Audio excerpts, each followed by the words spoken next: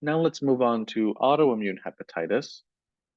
So autoimmune hepatitis is caused by autoantibodies that interact with your hepatocytes, resulting in liver damage. There's two subtypes. This is fairly low yield. I don't think I've seen it tested on the two subtypes, especially for step one. But type 1 is the most common and it's seen in adults. You can get type 2 autoimmune hepatitis, which is less common and seen in juveniles. Epidemiology, this is good to know. So they'll test this as a woman with some other autoimmune disorder. Every question I've seen on autoimmune hepatitis has had this classic presentation. And so you can see somebody, they might have hypothyroidism, UC, celiac, Sjogren's, or RA. And the symptoms of autoimmune hepatitis, it's usually asymptomatic if you catch it early.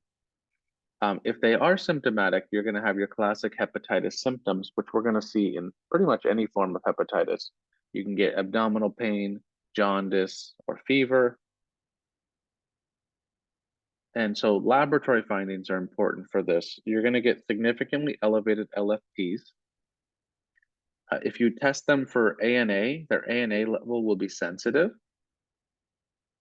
And their anti-smooth muscle antibodies will be more specific. So especially good to know about the anti-smooth muscle antibody in this case.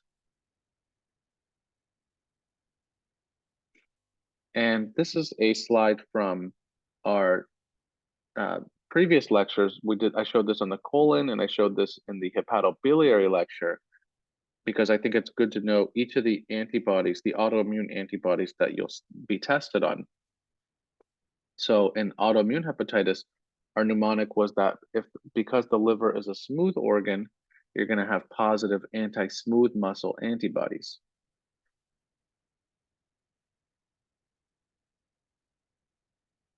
I just added this last part here. If you ever see something with anti-LKM1 positivity, that could be positive in that type 2 autoimmune hepatitis, the one that I mentioned that's less common, and you see it more often in juveniles. I honestly think that for step 1 purposes, it's really good. You need to know that anti-smooth muscle antibody for sure.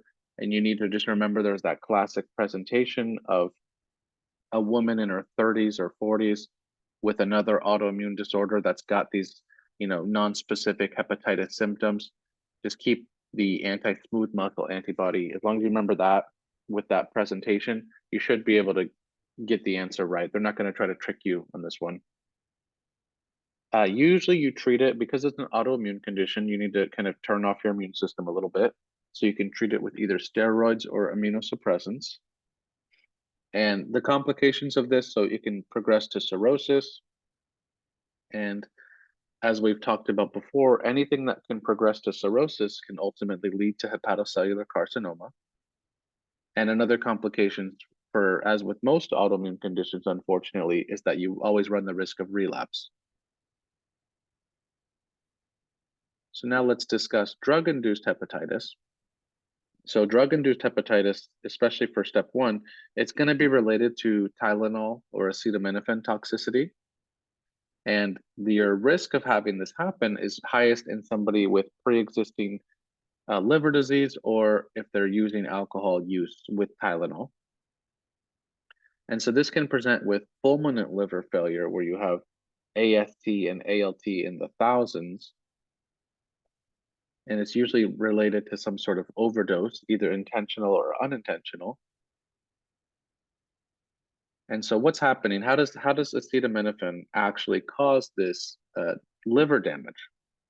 So what happens is that acetaminophen, most of it is metabolized to a non-toxic byproduct, but there's a very small portion of acetaminophen that gets metabolized into a compound called NAPQI. And normally when that happens, we have a compound called glutathione that will see that NAPQI and it'll immediately neutralize it. So there's no problem.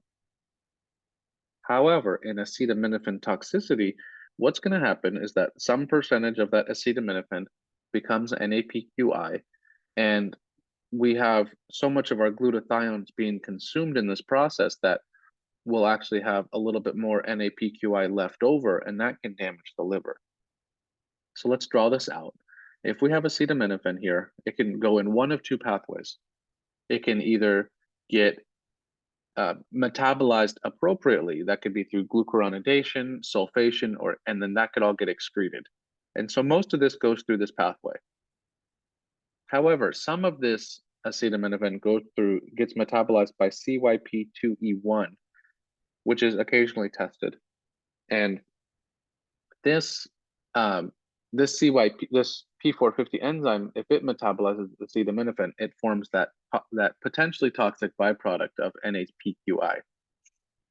And keep in mind, once this toxic metabolite has been formed, it can either be degraded quickly by glutathione into a non-toxic metabolite, or if it has time, that NAPQI can directly damage those hepatocytes. So in acetaminophen toxicity, if we have so much acetaminophen, we're going to deplete our glutathione stores, and this will increase the amount of NAPQI that can damage the liver directly. So how do we treat this?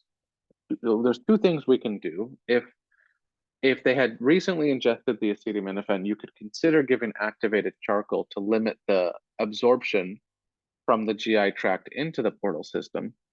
But how they're going to test this more often is that they're going to want you to know that N-acetylcysteine is the preferred medication, and they really want you to know the mechanism of action, which is that it'll replenish those glutathione stores to neutralize the NAPQI.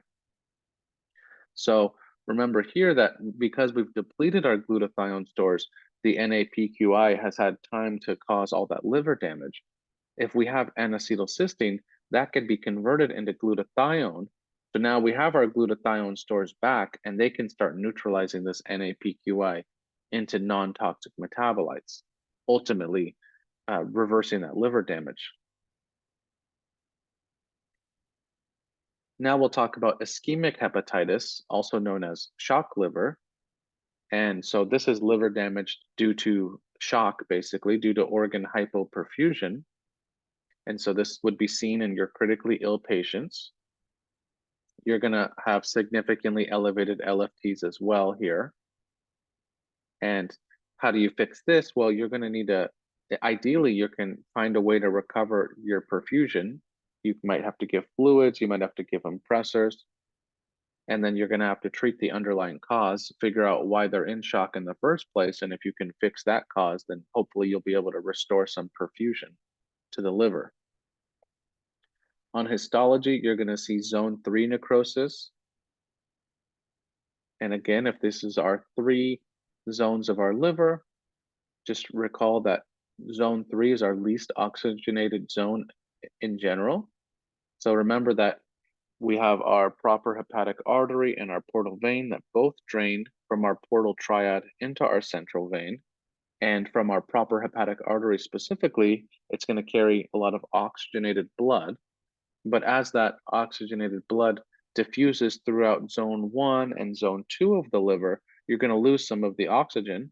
And so already at baseline, zone 3 is going to be relatively more depleted in oxygen than the other zones. And so if you ever have a condition in which you have a lack of oxygen in general, you have hypoperfusion, then that zone specifically will be at the most risk of damage. Thanks for watching. I hope you enjoyed the video. Please like, comment, and subscribe for more content.